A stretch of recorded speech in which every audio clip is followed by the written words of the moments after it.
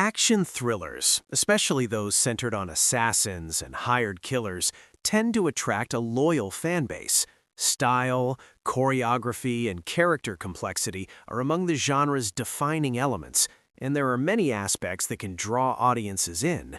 There are plenty of great examples of the genre, such as John Wick, Mr. and Mrs. Smith, and The Night Manager. The real challenge for films and series like these is finding something that sets them apart from the rest.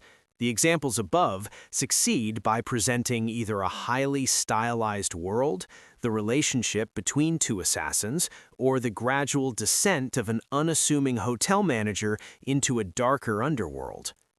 Memory of a Killer faces this same challenge and manages to offer a fresh perspective by exploring the onset of Alzheimer's through the lens of a hitman, adding a new dimension to the struggle of separating criminals' personal lives from their illegal work. Memory of a Killer keeps the audience in a near constant state of paranoia by using its protagonist Angelo's memory loss as a narrative device. The different worlds Angelo inhabits are starkly opposed, and the tone of each scene shifts perfectly, depending on where the forgetful killer finds himself.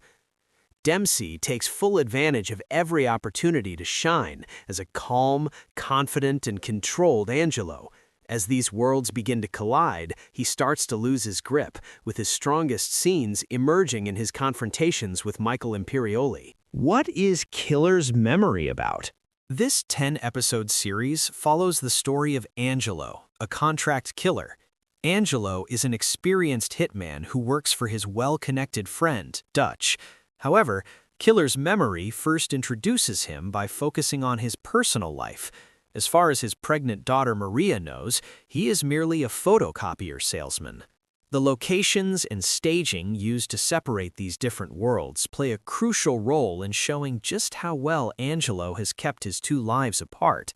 When he is with his daughter, he typically wears casual pants and a sweater, moves through suburban settings, and even drops Marie off at school. This emphasizes just how ordinary he appears.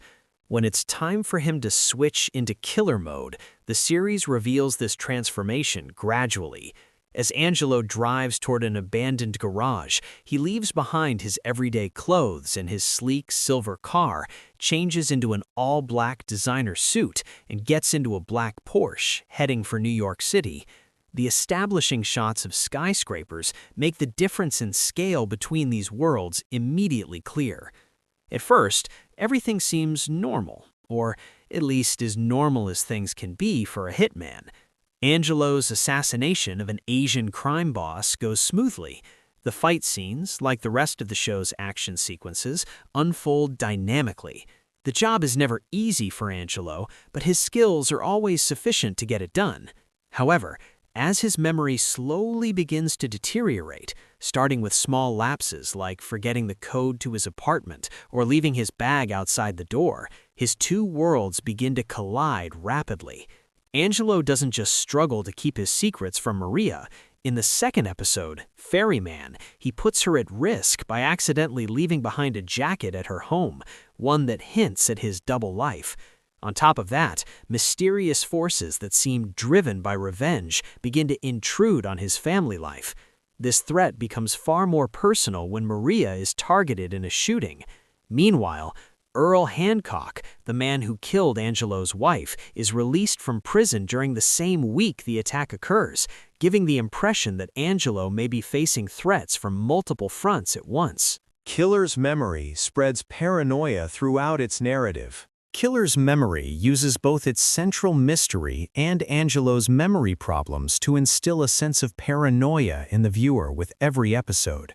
The opening scene begins with a conversation between Angelo, Maria, and Maria's partner, Jeff, discussing the things Angelo remembers and forgets, appointments, details about his daughter's life, and more. Viewers are left wondering how long these issues have been troubling the killer.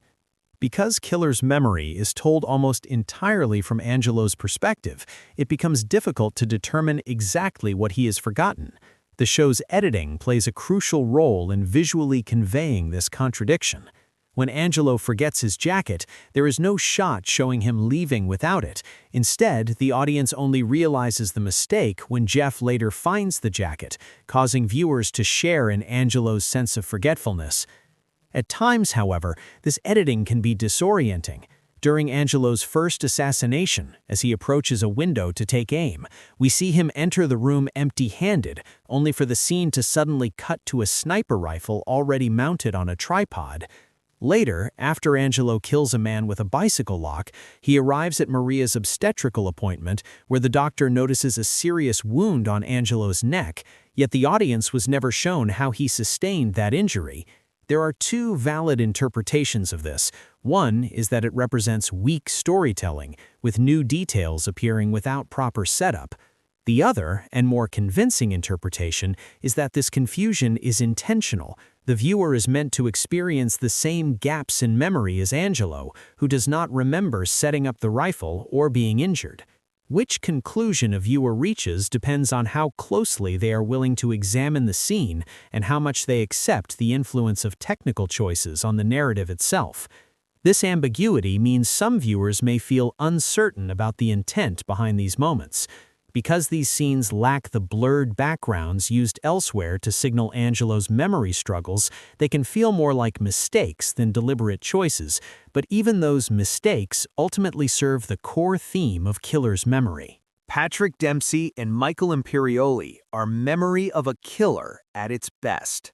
In a universe populated by veteran characters where hierarchy carries real weight, scenes between two such figures often end up being the strongest parts of a story.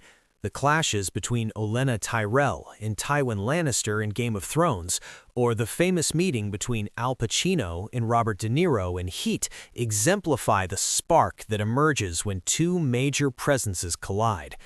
In Memory of a Killer, the scenes between Dempsey's Angelo and Imperioli's Dutch reach a similarly high standard, as the actors bring out different facets of their characters whenever they share the screen. Dempsey typically portrays Angelo as calm and reassuring, often wearing a gentle smile when talking with his daughter or chatting with others.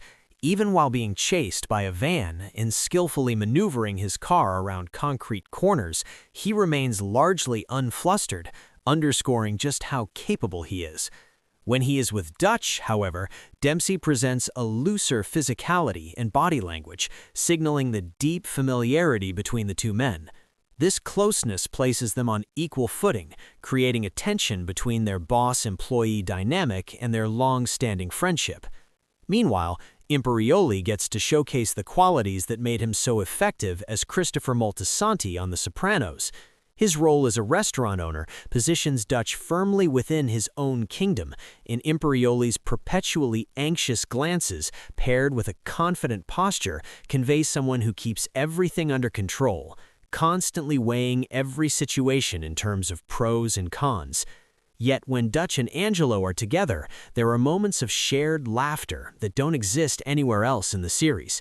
In Episode 2, a scene in which Angelo accidentally ruins Dutch's surprise party, and a comedic bit where Dutch tries out different surprised faces in response to Angelo's critiques, highlights both Dempsey's and Imperioli's comedic instincts. Their natural chemistry makes it feel like we are watching the story of two old friends.